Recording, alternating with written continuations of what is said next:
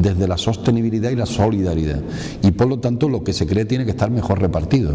Para eso nosotros planteamos que también haya una mayor intervención de la estructura del Estado, de las instituciones en la economía pública, en los sectores estratégicos de la economía, el sector agroalimentario, el sector energético de las nuevas tecnologías, los pilares de lo que tiene que ser un tejido industrial andaluz más potente del que actualmente tenemos, porque ahora mismo está, yo diría, prácticamente quebrado, teniendo presente que vamos a tener una economía en que ya la construcción va a pasar a un segundo o tercero o cuarto plano de lo que son nuestras actividades económicas. En ese marco, el empleo digno tiene que tener estabilidad y garantía de futuro, y se puede lógicamente generar así. Eso exige una mayor intervención pública, exige un nuevo modelo económico de solidaridad, exige que las empresas no se dediquen exclusivamente a acumular beneficios y acumular elementos de capital sin importarle en absolutamente el conjunto de la ciudadanía. Significa el reparto del trabajo, hablar de 35 horas de jornada laboral y no de 65 horas como se está hablando en Europa, significa un sinfín de cuestiones, pero sobre todo un papel más activo del Estado en la economía, un papel más intervencionista, incluso a veces proteccionista del Estado. El Estado no puede estar metiendo inyecciones de dinero a la banca que nos ha traído a esta situación, a las multinacionales que nos han generado esta situación, y olvidar a la mayoría social. Y en esa mayoría social están olvidando a trabajadores, a pequeños y medianos empresarios y lógicamente también, como no, a los ayuntamientos. Pero para Izquierda Unida resulta fundamental apoyar a las pymes. El buen funcionamiento de las pequeñas y medianas empresas sería un motor económico. IU entiende que hay que reformar el sistema de módulos actual en beneficio de los autónomos. Hay tres sectores de la economía social que hay que mantener y hay que cuidar, y yo diría que hay que mimar. Es la pequeña y mediana empresa, el sector autónomo y las cooperativas. Es más, son los que generan o mantienen casi el 80% del empleo, y son los que, a la hora de tener medidas que le permitan mantener su actividad, están siendo peor tratados. La prueba evidente es que el otro día salían miles de autónomos, miles de pequeños empresarios a la calle a decir: ni tenemos financiación, ni tenemos unas medidas de carácter fiscal adecuadas, y lógicamente sobre ello está gravitando una mayor presión fiscal, mientras que el Estado está quitando dinero al patrimonio. Han quitado 1.800 millones de impuestos a los grandes patrimonios, a las grandes fortunas. Bueno, efectivamente eso beneficiará a Sara, beneficiará al Corte Inglés, beneficiará a las grandes multinacionales, a los grandes terratenientes, pero no van a beneficiar al pequeño y mediano empresario, que yo diría que es un elemento nuevo de la fuerza del trabajo en el conjunto de Andalucía.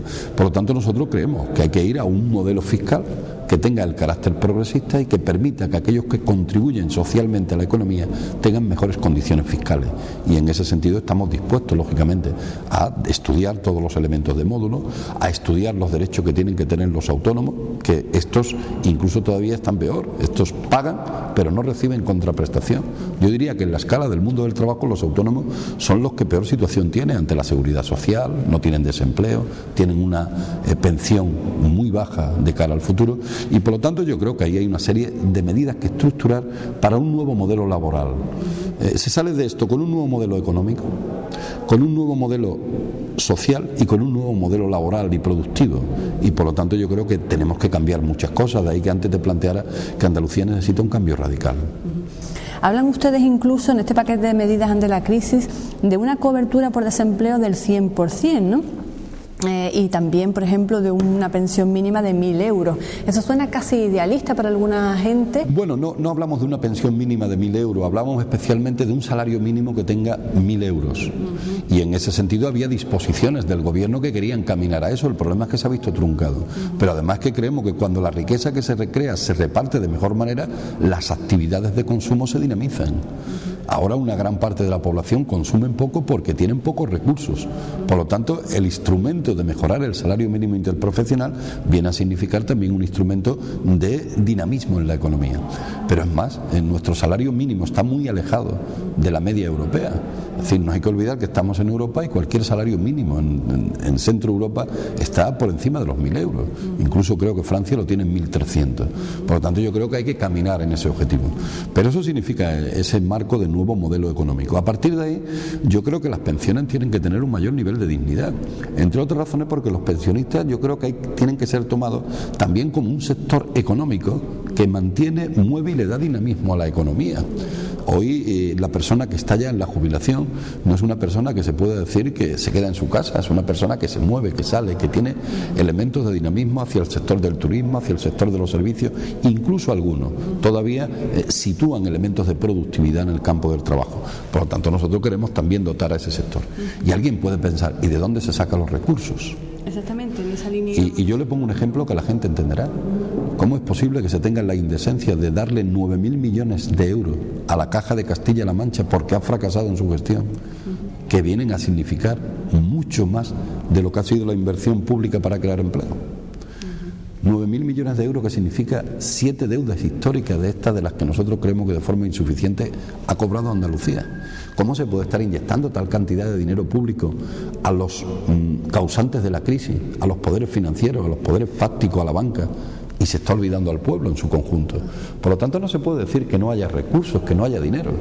¿Cómo se le está dando dinero a los poderosos y no se está dando cobertura a los más débiles? Por eso yo creo que efectivamente con una sociedad más solidaria, más de rostro humano, ese dinero está. Lo que no podemos aceptar es que esté solo para los banqueros. Por último, el parlamentario Valderas ha dejado claro que la política de izquierdas opuesta a la privatización de los servicios públicos es posible y que la gestión pública sería más adecuada y cercana al ciudadano. Privatizar un servicio público como el agua es negarle la posibilidad de igualdad a los ciudadanos y ciudadanas ante el agua.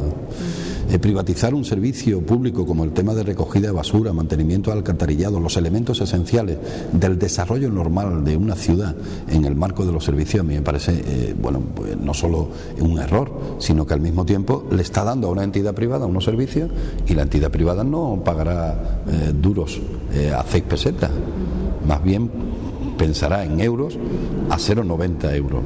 Bueno, pues efectivamente yo soy de los que piensa que los servicios públicos en manos de lo público es eficiente. Y hay muchos servicios públicos a los conjuntos del Estado, de nuestra comunidad autónoma, que muestran su eficiencia, muestran su eficacia, dan más garantía de mantenimiento del empleo, dan mejores condiciones de calidad del empleo que lo da una empresa privada, porque la empresa privada querrá acumular lógicamente beneficios. Sin necesidad de ser deficitarios, hablamos de servicios públicos. Hay una cuestión, los servicios públicos nunca tienen por qué ser deficitarios, es decir, eso lo sabe la ley de régimen local, lo sabe cualquier gobernante, establece de que tiene que haber un equilibrio entre ingresos y gastos, porque al final es pagado entre todos y además con un servicio que sea adecuado. El problema es que tiene que haber eficiencia, eficacia en la gestión buena, y que un servicio público se puede gestionar en las mismas condiciones que un servicio privado, siendo del conjunto de los ciudadanos.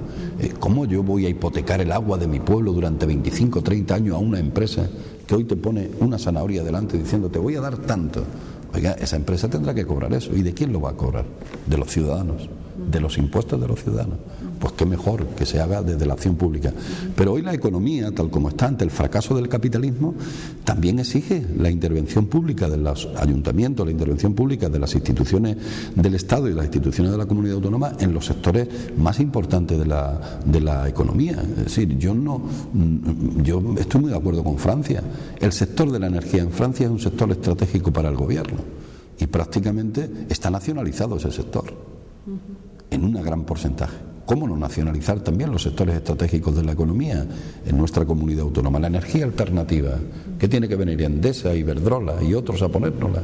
No podemos hacerla nosotros, aquí en esta zona, que se es pionera, yo creo que en el terreno de lo eólico en el conjunto de Andalucía. Si eso hubiera estado en manos públicas, yo diría que daría un mejor servicio, una mayor respuesta al conjunto de todos los ciudadanos.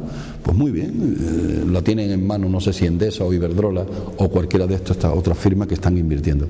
Yo creo que en los sectores estratégicos tiene también que invertir el Estado, porque eso garantiza empleo, calidad del empleo, estabilidad en el empleo y sobre todo hace que los elementos centrales de la economía estén en manos de lo público, cuando nos hemos dado cuenta de lo que son capaces de hacer desde sectores de la energía con el conjunto de la economía.